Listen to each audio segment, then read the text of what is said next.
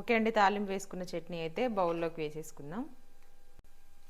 Okay అండి, ఎండుమిరపకాయలు అయితే నేను ఒక 10-15 వరకు తీసుకొని మధ్యలో కట్ చేశాను అనమాట. ఒక స్పూన్ ఆయిల్ అయితే వేసేసి కొంచెం మంచి పచ్చివాసన లేకుండా ఫ్రై చేసుకోవాలి. అలాగే దీంట్లోకి అయితే నేను 1/2 కిలో కంటే కొంచెం ఎక్కువ టమాటో తీసుకున్నా.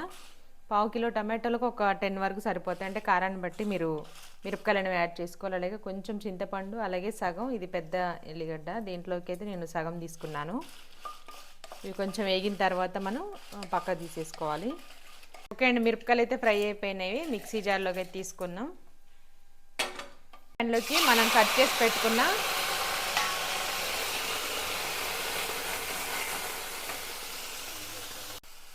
బాగా వేడిగా ఉంది కదా కడాయి, టమాటో వాటర్ కూడా అట్లా అయింది. ఒక స్పూను ఆయిల్ వేసుకొని అలాగే చింతపండు కూడా దాంట్లోనే వేసాను. మనం తీసుకున్న ఎల్లిగడ్డ కూడా పొట్టు లేకుండా దీంట్లో వేసేసుకొని టమాటో మెత్తగా అయ్యేంత వరకు ఉడికించేసుకోవాలి. ఎల్లిపాయలు దీంట్లో వేస్తే మంచి నూనెలో మగ్గుతాయి కాబట్టి టేస్ట్ బాగుంటుంది. మీకు కావాలంటే నూరేటప్పుడైనా వేసుకోవచ్చు. నార్మల్గా మనం ఎప్పుడైనా పచ్చిమిర్చితో చేసాం పచ్చడి, ఎండుమిరపకాయలతో చేయలేదు. అందుకనేసి ఈరోజు ట్రై చేస్తున్నాను అనమాట. చాలా సింపుల్ రెసిపీ. ఎండుమిరపకాయలు కొంచెం చల్లారాయండి. దీంట్లో అయితే కొంచెం ఉప్పు వేసుకుందాం. నేను రాళ్ళు ఉప్పు వేస్తున్నాను, ఎండుమిర్చి కాబట్టి తొందరగా నలగదు. కొంచెం వేసాను, టేస్ట్ సరిపోతే మళ్ళీ తర్వాత యాడ్ చేసుకోవచ్చు. మూత పెట్టేసి ఇప్పుడు పౌడర్ చేసుకుందాం. ఓకే అండి, మిక్సీ అయితే పట్టాము. ఇప్పుడు టమాటో కూడా ఉడికిపోయింది మనకి. ఇది కొంచెం చల్లారిన తర్వాత మిక్సీ జార్లో వేసుకొని మరీ పేస్ట్లా కాకుండా కొంచెం బరకగా ఉండేలాగా మిక్స్ చేసుకోవాలి. కావాలంటే రోట్లో కూడా దంచుకోవచ్చు. ఓకే అండి, మన టమాటో అయితే చల్లారింది. ఇప్పుడు మనం ఒక స్పూన్ జీలకర్ర అయితే మిక్సీ జార్లో వేసేసుకుందాము. ఇప్పుడు టమాటో కూడా దీంట్లో వేసేసి పచ్చడి అయితే మిక్సీకి వేసుకోవాలి.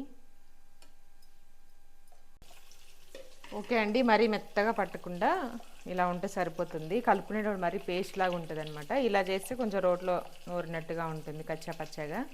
అలాగే తాలింపు కూడా వేస్తున్నాను. ఈ పచ్చడి పచ్చిమిర్చితో అయితే అవసరం లేదు, కానీ దీనికైతే వేయాలి. ఒక స్పూన్ ఆవాలు, జీలకర్ర, కరివేపాకు, మినపగుండ్లు ఇవన్నీ వేసేసుకొని ఇది బాగా ఫ్రై అయిన తర్వాత కొంచెం ఇంగువ, పసుపు యాడ్ చేసుకొని చట్నీ దీంట్లో వేసేసుకోవడమే.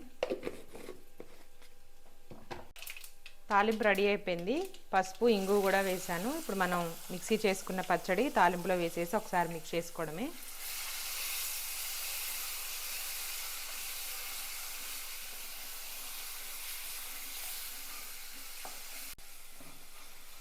ఒకసారి బాగా కలుపుకొని ఇంకా గిన్నెలోకి అయితే తీసేసుకుందాం.